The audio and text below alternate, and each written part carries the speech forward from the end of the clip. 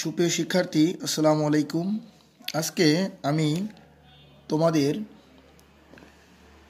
এই সিরিজটির যোগফল নির্ণয় করে দেখাবো।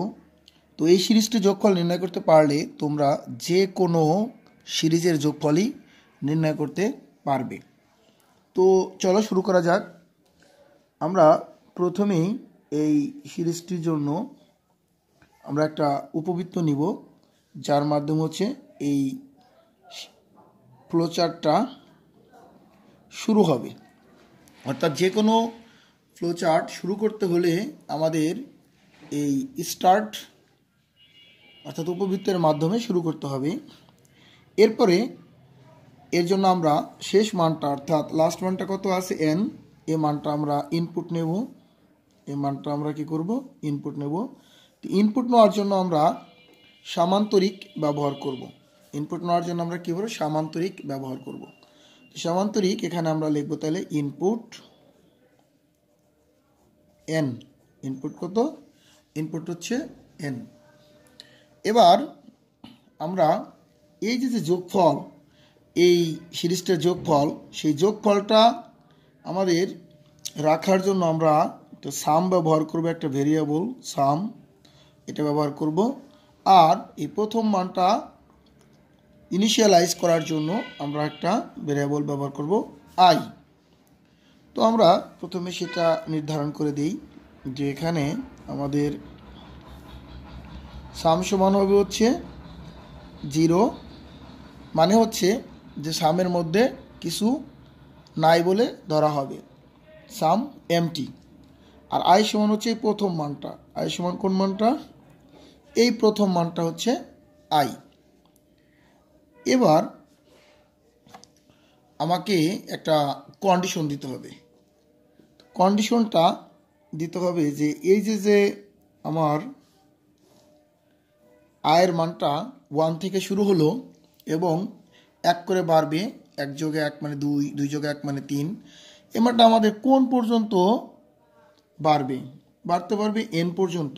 তাহলে লিখবো আমরা এখানে i less than equal n। এটা কি সত্য? অর্থাৎ এই মানটা, আয়ের মানটা আমার n পর্যন্ত বাড়তে পারবে। আয়ের মানটা n এর চেয়ে ছোট হবে অথবা n এর সমান হবে, কিন্তু কখনোই আয়ের মান n এর চেয়ে বড় হবে না। তো এখানে আমরা একটা কানেক্টর ব্যবহার করব। এটা বৃত্ত কানেক্টর। এবার আমরা এই যে সাম সমান 0 আর i সমান 1, এই দুটো মান আমরা যোগ করে সামের মধ্যে রাখবো। অর্থাৎ সাম সমান সাম প্লাস i। এই i আর সাম যোগ হয়ে আমার কি হবে? সামের মধ্যে যাবে। এবার আমার এই আয়ের মানটা এখানে যত করে বাড়বে, এখানে কত করে বাড়ছে? 1 করে বাড়ছে। তাহলে আমরা এখানে i সমান i প্লাস 1 দেবো, অর্থাৎ আমাদের 1 করে মান বাড়বে। এই কাজগুলো হবে। আর এখানে গিয়ে কন্ডিশন চেক করবে যে কন্ডিশনটা আসলে সত্য আছে কিনা। যতক্ষণ পর্যন্ত এই কন্ডিশনটা সত্য থাকবে, ইয়েস, ততক্ষণ পর্যন্ত এই কাজটা চলতে থাকবে। সাপোজ আমি ধরে নিলাম এই n এর মানটা 10, n এর মানটা 10। তাহলে এই আয়ের মানটা বাড়তে বাড়তে আবার 10 পর্যন্ত যাবে। এরপর যখন 1 বেড়ে 11 হয়ে যাবে, তখন কিন্তু এই কন্ডিশনটা ফলস করবে, মিথ্যা। তখন আমরা কি করব? এটার একটা আউটপুট পেয়ে যাব। অর্থাৎ এখানে আমাদের একটা সামান্তরিক নিয়ে এখানে আমরা এই সামের মানটাকে প্রিন্ট করে দেব। অর্থাৎ প্রিন্ট সাম। এবার আমার কি হবে? এবার আমি এই যে একটা উপবৃত্ত শুরু করছিলাম, সেই উপবৃত্ত দ্বারা প্রোগ্রামটা শেষ করব। তো এভাবে যে কোনো সিরিজের যোগফলই কিন্তু নির্ণয় করা যাবে। সাপোজ যদি আমার সিরিজটি এরকম হয় 2 যোগ 4 যোগ 6, তাহলে আমার এখানে জাস্ট আয়ের মানটা এখানে i সমান 2 হবে। আর এখানে কত করে বাড়ছে? 2 করে।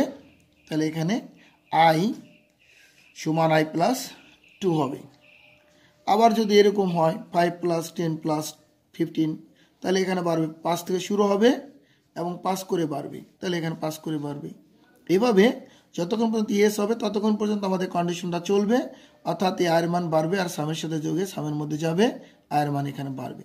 আর যখন এটা নো হবে মানে ফলস, তখনই আমাদের এই প্রোগ্রামটা কী হবে, তখনই এই প্রোগ্রামটা শেষ হয়ে যাবে এবং সামের মধ্যে যোগ করে যা পেয়েছিল তা এই সামকে প্রিন্ট করে দেবে। তো সুপ্রিয় শিক্ষার্থী, ভালো লাগলে আমার এই ভিডিওটা, আমার এই চ্যানেলটা লাইক, কমেন্টস এবং শেয়ার করে রাখতে হবে, যাতে পরবর্তী ভিডিও খুব পাওয়ার সাথেই আবার দেখা যায়।